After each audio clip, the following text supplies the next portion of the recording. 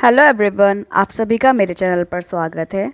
आज हम लोग बियर्डेड जो निटिंग की नीडल्स होती हैं उसके बारे में डिस्कस करेंगे। हमारी डिफरेंट टाइप की निटिंग नीडल्स होती हैं, जैसे latch needle, bearded needle, compound needle. Latch needle की मैं वीडियो पहले बना चुकी हूँ, तो आप उसमें जाके देख सकते हैं, मेरे प्लेलिस्ट में, निटिंग प्लेलिस्ट में जाके देख सकते हैं। और आज मैं बेडेड नीडल और कंपाउंड नीडल को लेके आई हूँ, तो आइए स्टार्ट करते हैं और आगे बढ़ते हैं। स्प्रिंग बियर्डेड नीडल, हमने अपनी पहली वीडियो में लैच नीडल को पढ़ा कि वो किस तरीके से वर्क करती है और किस तरीके से पूरा प्रोसेस फॉलो किया जाता है। इसी प्रकार हर निडल में भी प्रोसेस फॉलो किया जाता है। तो आज हम लोग स्प्रिंग बियर्डेड निडल के बारे में पढ़ेंगे, और जैसे लैच निडल के फंक्शंस पढ़े थे हमने, इसी प्रकार बियर्डेड निडल के फंक्शंस भी पढ़ेंगे।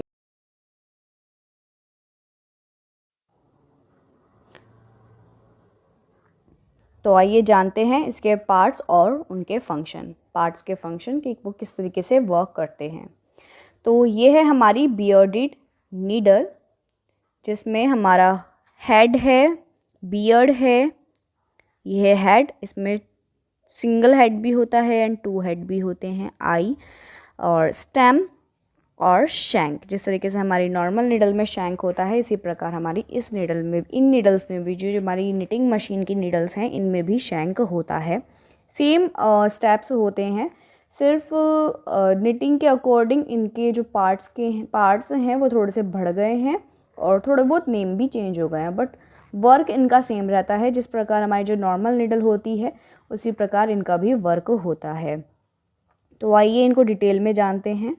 फर्स्ट है stem, the stem around which the needle loop is form. Stem यानी कि जिसकी मदद से हमारी जो निडल के लूप हैं वो बनते हैं, राइट। देन हुक, जैसे कि हमारी लैच निडल में हुक होता है, इसी प्रकार हमारी हर एक निडल में हुक होता है, जो कि एक नया लूप फॉर्मेशन होता है, जिसमें लूप क्रिएट होता है, यार्न फीड होते हैं, राइट।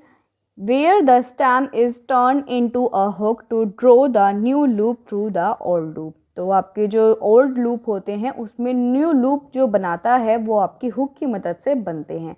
जैसे मैंने आपको लैच नीडल में दिखाई थी कि जो हमारे हुक है उसकी मदद से हम जो ओल्ड लूप होते हैं उसमें हम एक नया लूप बनाते हैं, जिसकी वजह से हमारा फैब्रिक फॉर्मेशन होता है, हमारा फैब्रिक प्रोड्यूस होना स्टार्ट हो जाता है।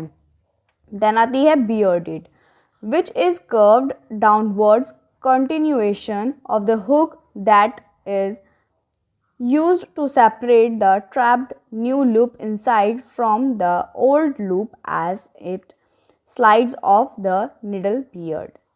तो ये जो हमारी बियर्ड होती है ये डाउनवर्ड होती है, जैसे कि आप इसमें देख सकते हैं कि जो हमारा हुक है, जैसे हमारी लैश नीडल में होता है उसी प्रकार इसमें भी होता है हुक, लेकिन इसमें बड़े हुक होते हैं और इनकी मदद से हमारे जो नए लूप हैं, नए जो लूप्स हैं वो बनते हैं, जो यार्न फीड है वो होता है इन हुक की मदद से। तो ये हमारा हुक है, राइट। देन आता है आई, जिसको हम ग्रूव भी बोलते हैं। Cut in the stem to receive the pointed tip of the beard when it is pressed the enclosing the new loop. तो जो हमारा आई और ग्रूव है ये एक कट इन द स्टेम, एक स्टेम है जो कि रिसीव करता है pointed tip of the beard when it is press. जब ये प्रेस किया जाता है तो कुछ न्यू रिसीव करते हैं, कुछ न्यू पॉइंटेड टिप रिसीव करता है, दस इनक्लोजिंग द न्यू लूप, ताकि जो आपके जो न्यू लूप क्रिएट हो रहे हैं उसको क्लोज कर सके। दैन शैंक और बट, जैसे कि हमारी लैच निडल में था शैंक और बट, उसी प्रकार हमारी इस निडल में भी है, लेकिन जो उनकी पोजीशन है, जो उनका स्ट्रक्चर है वो डिफरेंट है, which may be bent for individual location in the machine or cast with others in a metal lid, the butt serving the attach the needle in the needle bar। तो ये हमारे needle बार में attach किए जाते हैं, जो but है उसकी मदद से हम इसको निडल बार में अटैच करते हैं, जैसे कि हम जो हमारी नॉर्मल मशीन होती है उसको अटैच करते हैं अपने निडल बार में, निडल क्लैप में। इसी प्रकार हमारी जो ये बियर्डेड निडल है इसको भी अटैच किया जाता है निडल बार में। तो ये जो शैंक और बट होता है इसको हम निडल बार में अटैच करते हैं, जिसकी मदद से वो अप एंड डाउन पोजीशन में पहुंचता है और मशीन में मूव करता है। राइट, तो ये थे हमारे बियर्डिंग नीडल के पार्ट्स। राइट, तो ये है हमारी बियर्डिंग नीडल, ये इसी प्रकार की होती है। ये जो आपकी लैच नीडल होती है वो ज़्यादा महंगी होती है दैन टू बियर्डेड और कंपाउंड नीडल के मुताबिक। सबसे ज़्यादा महंगी जो होती है वो लैच नीडल होती है और सबसे ज़्यादा यूज़ भी हमारी लैच नीडल ही होती है। बाकी तो जो नीडल्स हैं वो वर्क के अकॉर्डिंग यूज़ की जाती हैं, लेकिन सबसे ज़्यादा जो नीडल यूज़ की जाती है वो लैच नीडल ही होती है जो यूज़ की जाती है।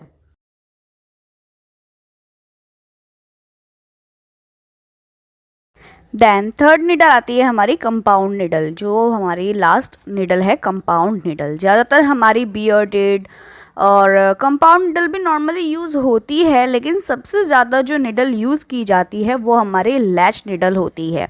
चाहे वेफ्ट हो चाहे वॉप हो, हमारी लैच नीडल ही उपयोग ज़्यादातर की जाती है। तो देखिए ये है हमारी कंपाउंड नीडल, जिसमें हुक होता है, टंग होती है, जैसे कि आप इस पिक्चर में देख सकते हैं। तो ये हमारा हुक होता है, जैसे कि आप इसमें देख सकते हैं, ये हमारा हुक होता है और ये हमारी टंग होती है जो मशीन की होती है। राइट, तो आइए डिटेल में जानते हैं। Compound needle consist of two separately controlled parts. These are the open hook and the sliding closing element, tongue, latch, piston and plunger. Compound needle जो है वो ओनली सेपरेटली कंट्रोल करती है अपने पार्ट्स को, यानी कि अलग अलग अपने पार्ट्स को कंट्रोल करती है। जैसे कि जो हमारा ओपन हुक होता है, स्लाइडिंग है, और ये इन सब चीज़ को वो अलग अलग कंट्रोल करती है। हमारे जो स्लाइडिंग क्लोजिंग एलिमेंट्स हैं वो है टंग, लैच, पिस्टन एंड प्लंगर। तो इन सब को अलग अलग कंट्रोल करती है compound needle. The two parts rise and fall as a single unit, but at the top of the rise, the hook moves faster to open the hooks, and at the start of the fall, the hook descends faster to close the hook. जो उसके two parts हैं वो rise होते हैं और fall होते हैं as a single unit, एक सिंगल यूनिट की तरह राइज होते हैं और फॉल होते हैं। At the top of the rise the hook moves faster, जो उसका हुक होता है वो बहुत ज़्यादा फास्ट मूव करता है to open the hooks, and at the start, जब मतलब जो हुक होता है वो ओपन होता है तो बहुत ही फास्टर मूव करता है। ओपन और क्लोज जो भी होता है उसमें वो बहुत ही फास्ट मूव करता है। And at the start of the fall the hook descends faster to close the hook, और बहुत ही तेज़ी से बंद भी हो जाता है उसका हुक। तो ये हमारा जो है टू पार्ट्स हैं जो राइज एंड फॉल होते हैं सिंगल यूनिट में। थर्ड पॉइंट आता है, it is easier to drive the hooks and tongues collectively from two separate bars as in warp knitting than to move each hook and tongue individually as in weft knitting. जो हमारी वॉप knitting होती है उसमें to hook separate जो बार होते हैं उनमें separately move करते हैं, वर्क करते हैं। और जो हमारी वेफ्ट निटिंग होती है उसमें हमारे ईच हुक अलग, मतलब हर एक इंडिविजुअली जो जितने भी दो हुक होते हैं वो इंडिविजुअली मूव करते हैं, यानी कि एक साथ मूव करते हैं। लेकिन जो हमारी वॉप निटिंग होती है उसमें अलग अलग जो कंपाउंड निडल के जो हुक होते हैं वो मूव करते हैं। तो ये थी हमारी कंपाउंड निडल और हमारी बियर्डेड निडल। तो आई होप कि आप लोगों को मेरी वीडियो पसंद आई है, लेकिन फिर भी आपको कोई क्वेरी है, कोई क्वेश्चन है जो आप मुझसे पूछना चाहते हैं, तो मेरी वीडियो के नीचे कमेंट सेक्शन ओपन रहता है, आप वहाँ पर जाके मुझे कमेंट करके भी पूछ सकते हैं। अदरवाइज एक डिस्क्रिप्शन बॉक्स होता है जिसमें जाके आप देखेंगे कि वहाँ पर मेरी इंस्टा आईडी का लिंक मैंने शेयर किया हुआ है। अदरवाइज़ मैं वीडियो में भी साथ के साथ शेयर करती हूँ अपनी आईडी का नेम, जिस नेम से मेरी आईडी होती है। आप वहाँ से भी नेम लेके आप एंटर करेंगे तब भी मेरी आईडी खुल जाएगी। अदरवाइज़ नीचे लिंक तो होता ही है, उस पर एकदम क्लिक करेंगे तो आईडी मेरी खुल जाएगी। आप वहाँ पर जाकर मुझसे कोई भी क्वेश्चन या किसी भी तरह की आपको क्वेरी है वीडियो से रिलेटेड या उस कंटेंट से रिलेटेड आप मुझसे ईजिली पूछ सकते हैं। तो आई होप कि आपको वीडियो अच्छी लगे और समझ में आए, और जो भी क्वेरी हो वो आप मुझसे ईजिली पूछ सकते हैं। So thank you. आप मेरी वीडियो को लाइक, शेयर और सब्सक्राइब ज़रूर करना मेरे चैनल को। Bye bye.